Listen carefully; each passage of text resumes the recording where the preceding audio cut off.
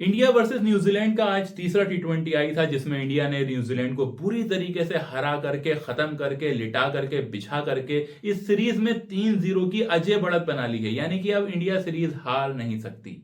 तो ये तो खैर कहने वाली बात है, क्योंकि मुझे लगता है कि ऐसा कभी होने ही नहीं वाला था। जो मेरे रेगुलर व्यूअर्स हैं, जो मुझे शॉर्ट्स से, रील से जानते हैं, वो उन्हें याद होगा कि मैंने ये श्रृंखला शुरू होने से पहले इस बात को कहा था कि इंडिया इस टी20 सीरीज में न्यूजीलैंड को बुरी तरीके से व्हाइट वॉश करने जा रही है। और अभी तक के हालात हमें देख करके लग रहा है कि व्हाइट वॉश शायद छोटा शब्द होगा, ह्यूमिलेट तो हमने अभी कर दिया है। और मुझे थोड़ा सा यार बुरा भी लग रहा न्यूजीलैंड के खिलाड़ियों के लिए, क्योंकि वो शांत स्वभाव के खिलाड़ी हैं, ज्यादा उछल कूद नहीं करते, फ्रेंडली बिहेवियर है उनके साथ, इस तरीके का क्रिकेट हो रहा है। लेकिन अब क्या कर सकते हैं यार। अब अभिषेक शर्मा सिंगल डबल तो करने से रहे, मारेंगे तो वो छक्का ही, मारेंगे तो वो चौका ही। अब दूसरी कोई टीम होती तो वो 6 गेंदों में 2 छक्के मार देती, 6 गेंदों में 1 छक्का मार देती। लेकिन अभिषेक शर्मा तो 6 में 6 मारने जा रहे हैं। उसमें कुछ कनेक्ट होते हैं, छक्का हो जाता है, कुछ होते हैं चौका हो जाता है, कुछ सिंगल डबल हो जाते हैं। तो मसला यहां ये आ रहा है कि भैया इंडिया के अंदर इस वक्त दुनियाई क्रिकेट में इंडिया का कोई दूसरा सानी नहीं है।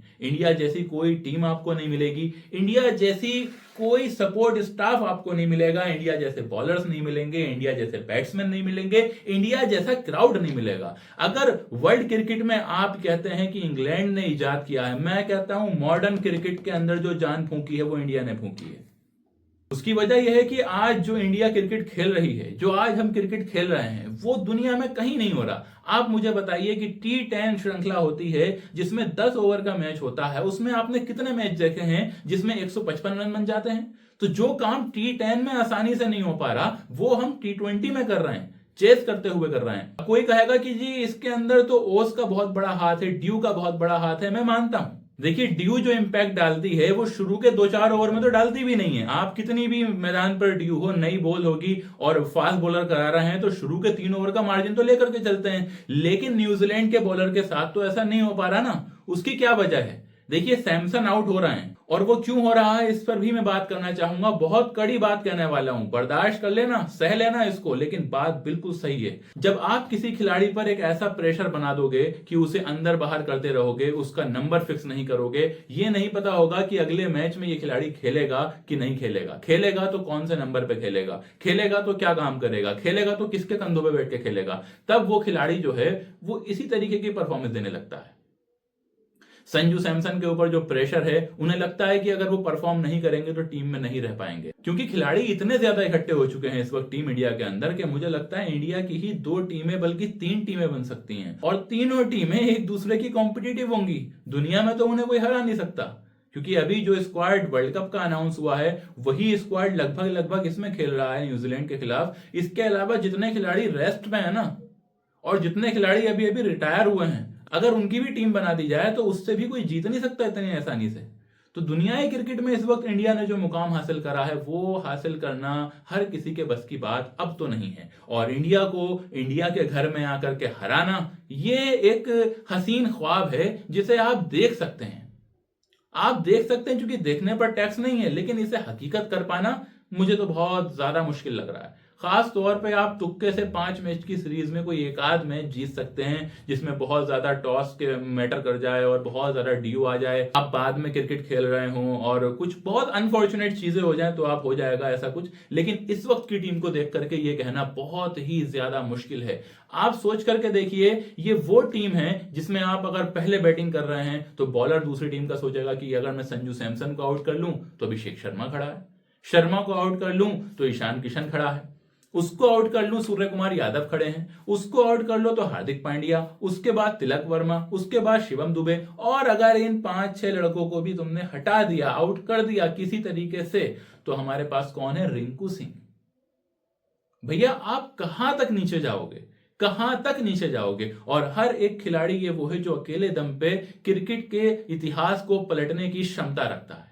किसी भी पॉइंट से, किसी भी ओवर से मैच को पूरी तरीके से पलट सकता है। और ये सिर्फ कहने की बात नहीं है, बल्कि इंडिया हमको रोज ये करके दिखा रही है। Against the Australia, against the England, against the south Africa, against the New Zealand, दुनिया की ये बड़ी टीम है, कोई छोटी टीमें नहीं है, कोई बच्ची टीमें नहीं है, कोई जिम्बाब्वे नहीं है, कोई स्कॉटलैंड नहीं है, ये बड़ी टीम है। न्यूजीलैंड मानी हुई टीम है। न्यूजीलैंड के वो बल्लेबाज हैं जो अभी किसी दूसरे देश में जाएंगे, यही खिलाड़ी आपको दमदार खिलाड़ी दिखाई देंगे। लेकिन इंडिया के अंदर कहानी पलट जाती है। उसकी एक वजह तो यह है कि जो मैंने बैट्समैन की आपको गिनाई, लेकिन दूसरी वजह सबसे बड़ी है, वो है कि इंडिया की बॉलिंग स्ट्रेंथ। देखिए पहला ओवर कौन डाल रहा है? हर्षित राणा। बहुत ज्यादा उन्हें ट्रोल किया गया, बहुत ज्यादा क्रिटिसाइज किया गया, लेकिन एक चीज है कि बॉलिंग अच्छी कराते हैं। हाँ, वो किसी दिन दूल्हा बन जाते हैं, ज्यादा पिट जाते हैं, लेकिन बॉलिंग अच्छी कराते हैं। उनकी बॉलिंग में आपको एक चीज जरूर दिखाई देगी, वो 20 से लेके 30 किलोमीटर पर आवर की स्पीड जो है वो अपनी ऊपर नीचे कर सकते हैं। यानी 135 की स्पीड से फेंकी एक गेंद, दूसरी फेंक दी 105 की स्पीड से।